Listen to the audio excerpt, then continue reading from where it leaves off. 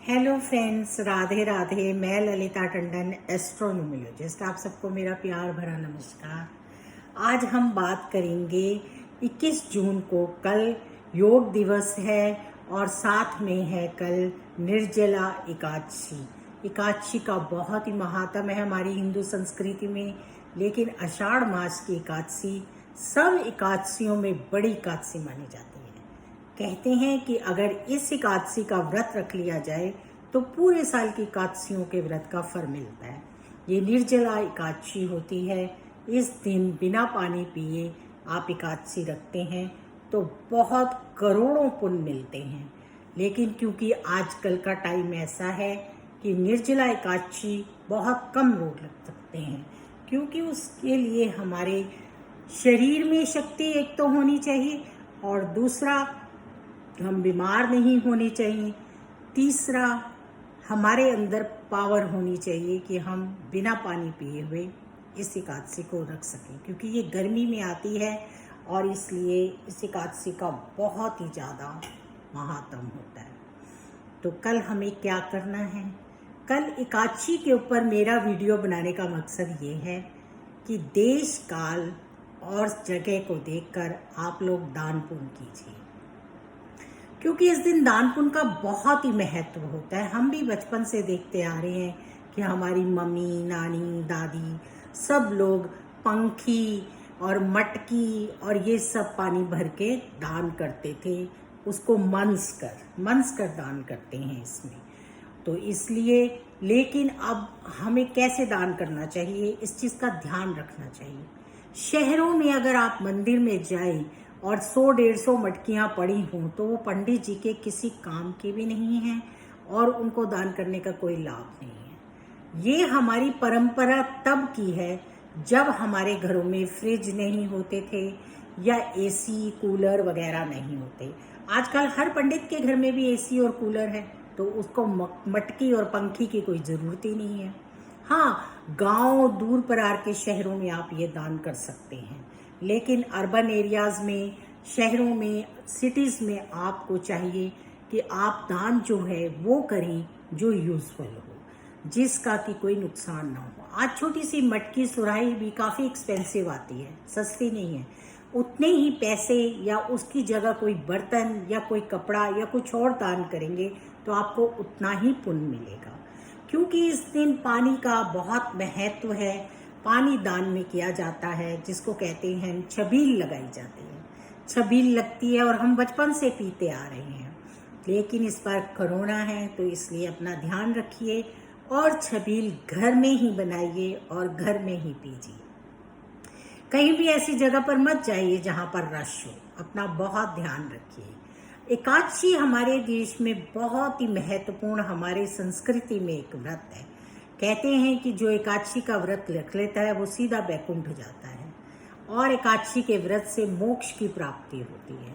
इस व्रत से खान पान लेन की इतनी कोई वो नहीं होती। इस व्रत में विष्णु भगवान के मंत्रों का, महालक्ष्मी के मंत्रों का जाप करना चाहिए, जिससे बहुत लाभ मिलता है। उनके बहुत सारे मंत्र हैं।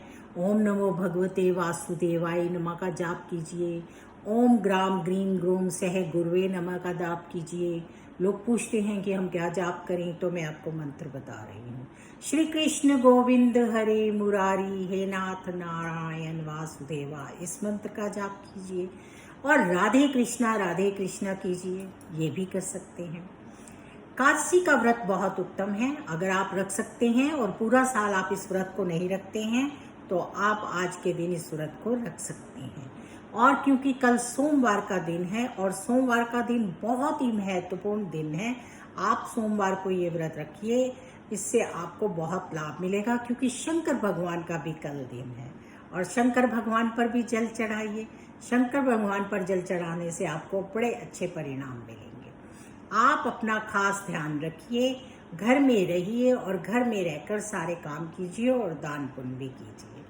इस दिन बहन बेटियों को दान देना भी बहुत उत्तम माना जाता है। जैसा कि मैंने तो अपने घर में अपने बचपन से देखा है कि बेटियों को एकादशी जरूर देते हैं। इसको हाड़ी एकादशी भी कहते हैं और हाड़ी एकादशी का दान पुण्य बहुत ही उत्तम होता है। तो आप सब जैसा पॉसिबल हो वैसा दान कीजिए।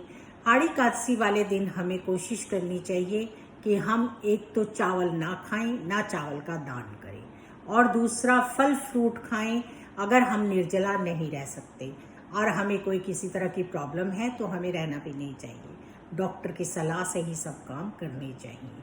हेल्थ का बहुत ध्यान रखना ज़रूरी होता है।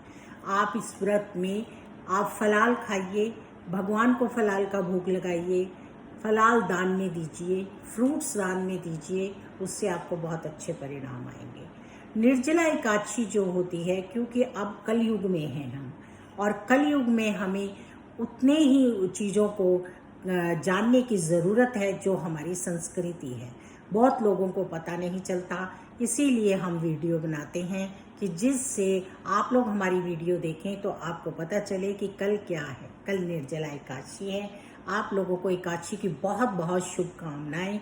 जो भी कृष्ण प्रेमी हैं, जो भी राम प्रेमी हैं, जो विष्णु भगवान को मानते हैं, उनके लिए एकादशी का व्रत बहुत ही उत्तम होता है और एक त्योहार की तरह होता है। काशी में लोग पूछते हैं क्या क्या खा सकते हैं। काशी में वैसे तो हम सब कुछ खा सकते हैं, लेकिन सामक के चावल नहीं खा सकते। किसी ने मुझसे पूछा है कि क्या हम सामक के चावल खा सकते हैं? नहीं, आप सामक के चावल नहीं खा सकते। इसमें किसी भी तरह के चावल नहीं खाए जाते। द्वादशी वाले दिन हम चावलों का दान करते हैं, खिचड़ी को मनसते हैं और फिर खिचड़ी खाते हैं। तो आप सब एकादशी का व्रत कीजिए, श्रद्धा से कीजिए, और अगर नहीं कर सकते हैं तो कोई बात नहीं, भागवत सुनिए, गीता का पाठ कीजिए, भागवत का पाठ कीजिए, और जितना हो सके मन ही मन में राधे कृष्ण कीजिए। आपको बड़े अच्छे परिणाम मिलेंगे और आपको बड़े उत्तम फल मिलेंगे। एकादशी का व्रत बहुत उत्तम होता है, हेल्थ के लिए भी बहुत अच्छा होता है, तो इस व्रत को हमें करना चाहिए। अगर आप चाहते हैं कि आपको सारे साल की एकादशियों का फल मिले तो एक दिन कर लीजिए व्रत। बहुत से लोग ऐसे होंगे जो सोमवार का व्रत रखते हैं, जैसा कि मैं मंडे को हमेशा फास्ट रखती हूँ, इसलिए मेरा तो एक ही व्रत हो गया। बस फर्क इतना है कि कल फलाहार खाना होगा।